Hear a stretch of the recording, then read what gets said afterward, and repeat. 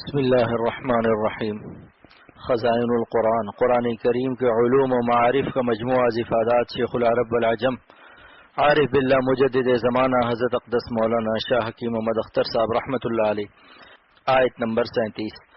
اعوذ باللہ من الشیطان الرجیم، بسم اللہ الرحمن الرحیم۔ وَاصْبِرُوا إِنَّ اللَّهَ مَعَ الصَّابِرِينَ۔ ترجمہ، اور صبر کرو، بے شک اللہ تعالیٰ صبر کرنے والوں کے ساتھ ہے۔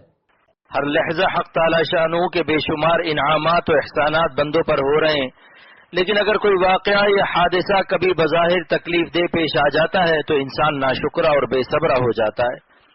مگر جن بندوں کو اللہ تعالیٰ نے اپنے نیک اور مقبول بندوں کی فیض صحبت سے دین کی خوش فہمی عطا فرمائی ہے، ان کا قلب سلیم رنج و تکلیف کی حالت میں بھی اپنے رب سے راضی رہتا ہے۔ اس وقت وہ بندے دین کی اس سمجھ سے کام لیتے ہیں اور سوچتے ہیں کہ دنیا شفا خانہ ہے اور ہم سب مریض ہیں۔ طبیب کبھی مریض کو حلوہ بادام کھلاتا ہے اور کبھی چرائتا و گل و نیب جیسی تلخ دوائیں پلاتا ہے، اور دونوں حالتوں میں مریض ہی کا نفع ہے۔ اسی طرح حق تعالی حکیم بھی ہے، حاکم بھی ہے، رحیم بھی ہے۔ بس ہمارے اوپر تقدیر الہی سے جو حالات بھی آتے رہتے ہیں، خواہ راحت کے ہوں یا تکلیف کے، ہر حال میں ہمارا ہی نفع ہے۔ حدیث شریف میں ہے کہ علم الہی میں بعض بندوں کے لیے جنت کا جو عالی مقام تجویز ہو چکا ہے، لیکن اس مقام تک پہنچنے کے لیے ان کے پاس عمل نہیں ہوتا، تو حق تعالیٰ انہیں کسی مصیبت میں مبتلا فرما دیتے ہیں جس پر صبر کر کے وہ اس مقام کو حاصل کرنے کے قابل ہو جاتے ہیں۔ ایک حدیث میں آتا ہے کہ جب بندہ مومن کو بخار آتا ہے تو اس کے گناہ اس طرح جھڑتے ہیں جس طرح موسم خزاں میں درختوں کے پتے جھڑتے ہیں۔ ایک حدیث میں وارد ہے کہ مومن کو کانٹا بھی چبھتا ہے تو اس پر بھی اجر ملتا ہے۔ ایک حدیث میں ارشاد ہے کہ جب دنیا کے مصائب پر صبر کے عوض قیامت کے دن ثواب عطا ہونے لگیں گے تو ہر مصیبت زدہ بندہ تمنا کرے گا کہ کاش دنیا میں میری کھال قینچی سے ٹکڑے ٹکڑے کر دی جاتی تو آج کیا ہی اچھا انعام ملتا۔ پس مومن کو چاہیے کہ تکلیف کی حالت میں بھی راضی رہے، یعنی زبان پر شکایت اور دل میں اعتراض نہ لائے، البتہ گناہوں سے استغفار اور عافیت کی دعا خوب کرتا رہے کہ اے اللہ ہم کمزور ہیں، بلاؤں کے تحمل کی طاقت نہیں، آپ اپنی رحمت سے اس نعمت بلا کو عافیت کی نعمت سے تبدیل فرما دیجئے۔ مصیبت و بلا کو مانگنے کی ممانعت ہے اور عافیت طلب کرنے کا حکم ہے۔ بلاؤں کا مانگنا اپنی بہادری کا دعویٰ ہے اور عافیت مانگنا اپنے ضعف و عاجزی کا اظہار ہے جو عند اللہ محبوب ہے۔ اگر ہمیشہ عافیت و راحت ہی رہے تو مزاج عبدیت استقامت سے ہٹ جائے۔ بغیر تکلیف و مصیبت کے زاری و شکستگی پیدا نہیں ہوتی، بغیر تکلیف و مصیبت کے زاری و شکستگی پیدا نہیں ہوتی۔ حدیث قدسی میں حق تعالیٰ کا ارشاد ہے کہ میں ٹوٹے ہوئے دلوں کے پاس رہتا ہوں۔ انا عند المنکسرۃ قلوبہم لاجلی، صبر سے دل ٹوٹ جاتا ہے کیونکہ صبر تلخ ہوتا ہے۔ حزن و غم کی حالت میں جس توجہ، عاجزی و اضطرار کے ساتھ بندہ حق تعالیٰ کی بارگاہ میں مناجات و گریہ وزاری کرتا ہے، یہ اضطرار راحت و عیش کی حالت میں کیسے پیدا ہو سکتا تھا؟ یہی مصیبت اس کو اللہ تک پہنچا دیتی ہے اور قلب میں حق تعالیٰ سے تعلق پیدا ہو جاتا ہے۔ بڑھ گیا ان سے تعلق اور بھی، بڑھ گیا ان سے تعلق اور بھی، دشمنی خلق رحمت ہو گئی، دشمنی خلق رحمت ہو گئی۔ ایک بزرگ ارشاد فرماتے ہیں کہ حالت حزن میں حق تعالیٰ کا راستہ بہت جلد اور تیزی سے طے ہوتا ہے۔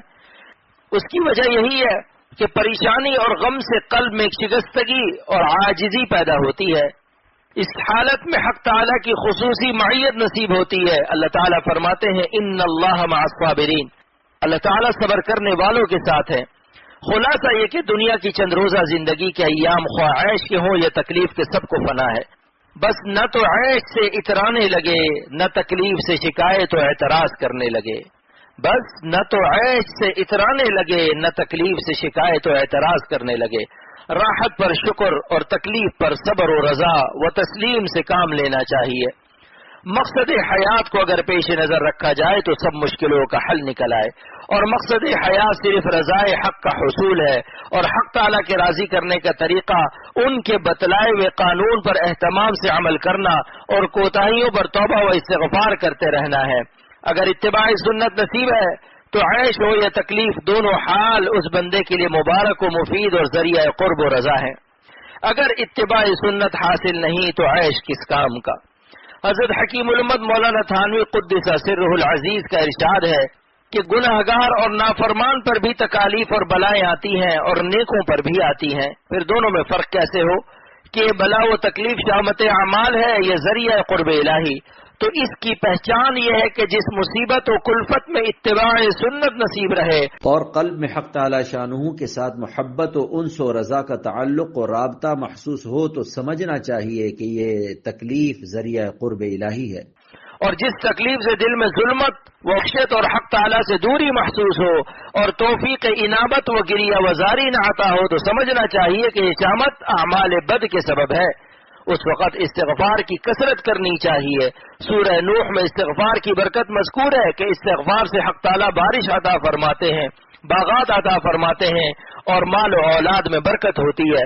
حضرت حکیم الامت مولانا تھانوی رحمۃ اللہ علیہ کو ایک عرصے تک یہ اشکال رہا کہ جو مقام حق تعالی شانہ بعد مجاہدات کے سالک کو عطا فرماتے ہیں وہ اس پر بھی قادر ہیں کہ بدون مجاہدہ ہی وہ مقام عطا فرما دیں. پھر ان کی رحمت مجاہدہ کی تکلیف کو اپنے بندوں کے لیے کیوں کر گوارا کرتی ہے؟